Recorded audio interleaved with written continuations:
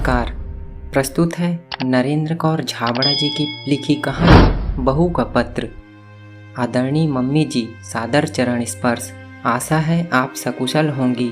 आप हैरान भी हो रही होंगी कि कंप्यूटर मोबाइल के इस युग में आपकी तथाकथित आधुनिक बहू को पत्र लिखने की ज़रूरत कैसे पड़ गई। कहावत है ना कि व्यक्ति अनुभव से ही सब कुछ सीखता है। शायद एकदम सही है। पिछले कुछ समय से जीवन में ऐसी घटनाएं घटी हैं जिन्होंने मेरी सोच में परिवर्तन कर दिया है। जीवन की गहराई में जाने के बजाय हम उसके उथलेपन में जो नकली चमक के मोती मणि देखते हैं या पाते हैं, उसी में संतुष्ट होकर अपना नज़रिया, अपनी राय जीवन के प्रति बना लेते हैं। बाद में हमें पछतावा होता है कि हम तो ठगे गए, मोती तो नकली निकले। गलती हमारी ही होती है। सच्चे मोती प्राप्त करने के लिए तो तल तक जाना पड़ता है, जिसकी हम कोशिश ही नहीं करते। आप सोच रही होंगी, मैं दार्शनिकों की भाषा कैसे बोलने लगी।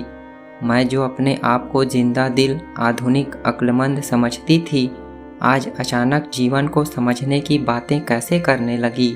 मम्मी जी, पिछले कुछ दिनों में जो अनुभव हुए हैं उन्हें फ़ोन पर नहीं बताया जा सकता। कई बार ऐसा होता है, जो बातें हम लिखकर अभिव्यक्त करते हैं उन्हें बोलकर उतने प्रभावशाली ढंग से व्यक्त नहीं कर सकते। शुरू कहाँ से करूँ? चलिए सीधे सीधे आपके पोते से श्लोक से ही शुरुआत करती हूँ। 3 वर्ष पूर्व जब आप यहाँ से वापस अपने छोटे से कस्बे नुमा शहर में गई थी, उस वक्त श्लोक 5 वर्ष का था, लेकिन उसकी हरकतें व बातें देख सुनकर हम सभी दंग रह जाते थे। गोरे गदबदे सुंदर श्लोक की नज़र उतारते हुए आप कहती थीं, इसे भगवान ने बड़ा तेज दिमाग दिया है। अगर इसे सही मार्गदर्शन मिलता रहा तो यह बहुत बड़ा आदमी बनेगा। आपकी बाकी बातों से तो मैं सहमत थी, लेकिन इसे सही मार्गदर्शन मिलता रहा वाक्य पर मैं खींच उठती। क्या मैं और समीर अपने बच्चे का गलत मार्गदर्शन करेंगे? अप्रत्यक्ष रूप से मैं अपनी खींच आप पर निकाल देती थी। आप भी बात को समझ गई थी, तभी तो बाद में एक मूक दर्शक की भूमिका निभाने लगी थी।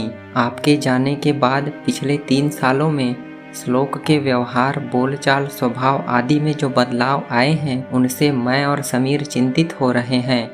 आप तो जानती हैं, उसे हमने इस महानगर के सबसे ऊंची साख वाले अंतर्राष्ट्रीय स्तर की शिक्षा देने वाले स्कूल में दाखिल किया था। यहाँ काफ़ी तगड़ी फीस लेकर बच्चों को उच्च स्तरीय शिक्षा देने का दावा किया जाता है, लेकिन बच्चों को धीरे धीरे विदेशी सभ्यता व संस्कार, रहन सहन की जो खुराक दी जा रही है, वह हमें दिखाई नहीं दे रही।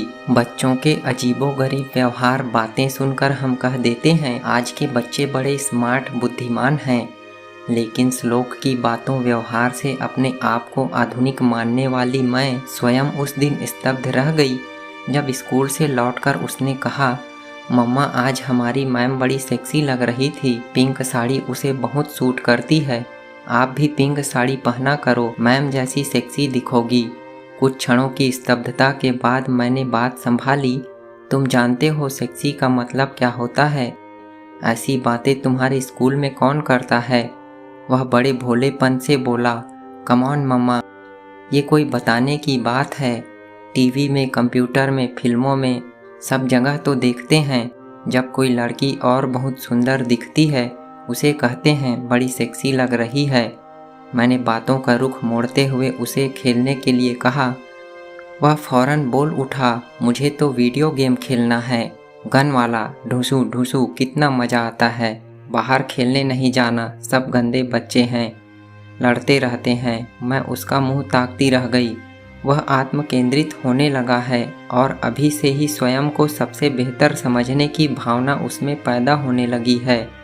पिछले महीने मेरी एक सहेली लंबे समय के अंतराल पर घर आई। हम दोनों गपशप में लीन थे, तभी श्लोक स्कूल से घर लौटा। उसके घर में अंदर कदम रखते ही मैंने कहा, बेटा आंटी को नमस्ते करो। वह मुंह चिढ़ाकर हंसता हुआ भीतर चला गया। वहीं उसने एक और बस्ता फेंका, जूते उतारकर डाइनिंग टेबल के पास धकेल दिए। मोजे उतारकर उछाले तो वे सोफे पर आ गिरे। मैंने उसे क्रोध से देखते हुए कहा, श्लोक ये क्या कर रहे हो? सब सामान अपने कमरे में ले जाकर रखो।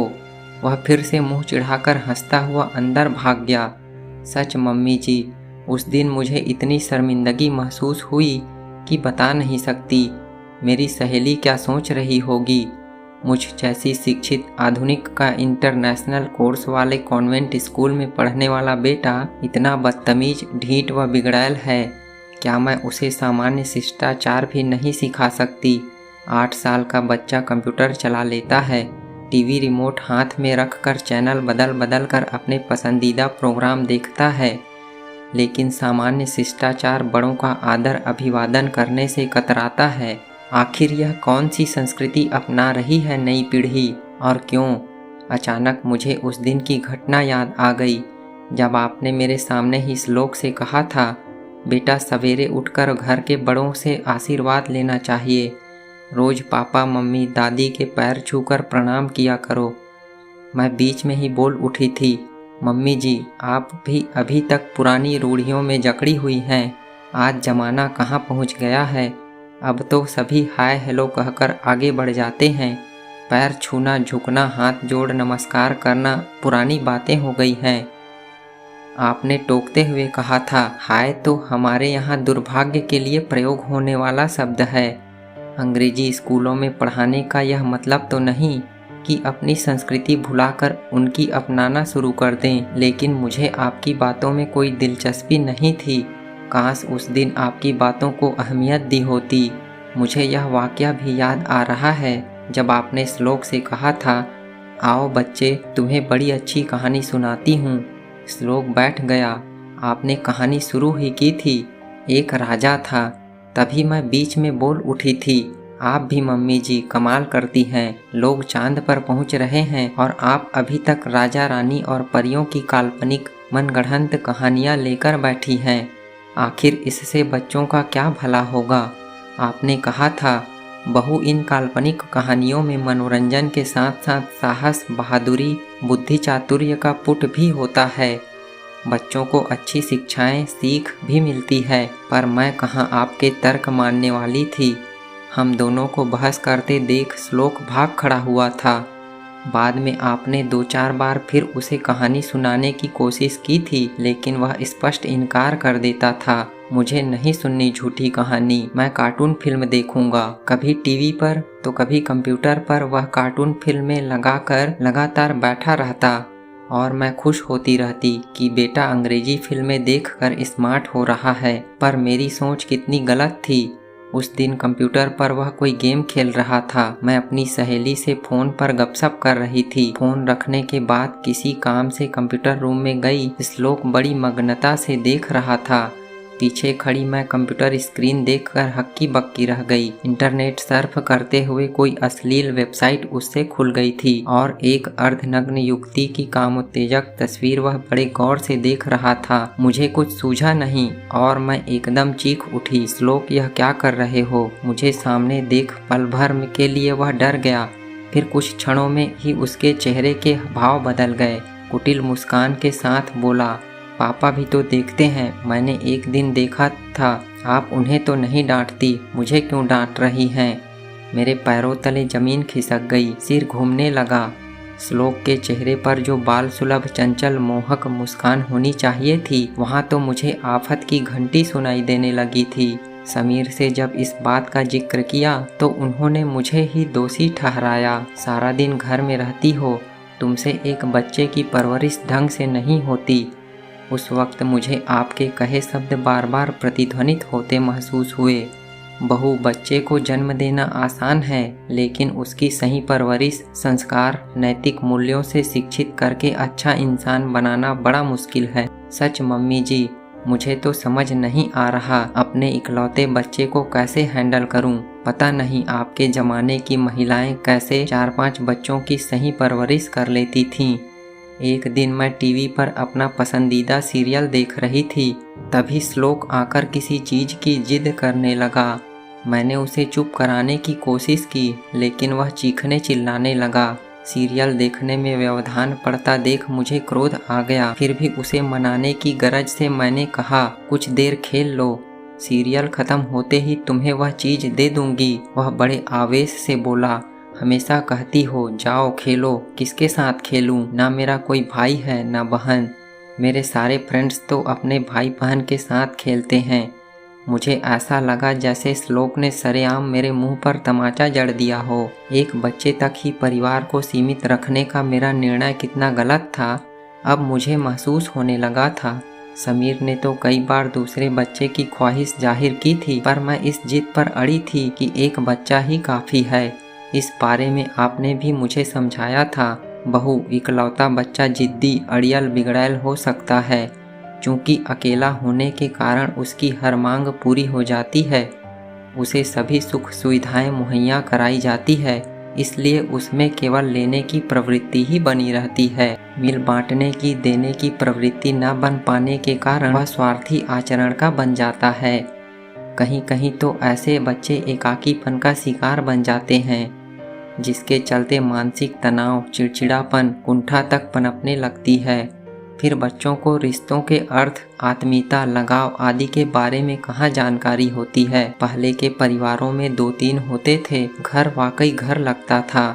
हल्ला गुल्ला, लड़ना झगड़ना, मिल बांट कर खाना, एक दूसरे के प्रति स्नेह, प्रेम, सहयोग की भावना से घर में रौनक लगी रहती थी। अब एक बच्चे वाले एकल परिवार में सन्नाटा पसरा होता है। मैंने फौरन बात काट दी थी।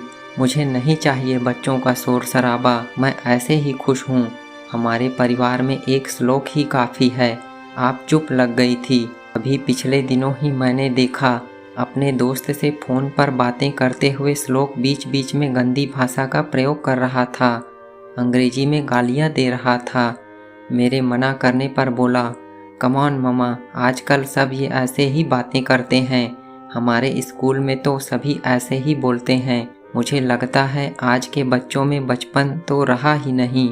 बाल सुलभ चंचलता, शरारतों के स्थान पर वे सीधे वयस्कों की भाषा बोलने लगे हैं। जिन बातों को जानने समझने की उनकी उम्र नहीं है, उन्हें भी वे प्रसार माध्यमों की कृपा से जानने लगे हैं। शायद इसलिए बाल अपराधियों की संख्या बढ़ रही है।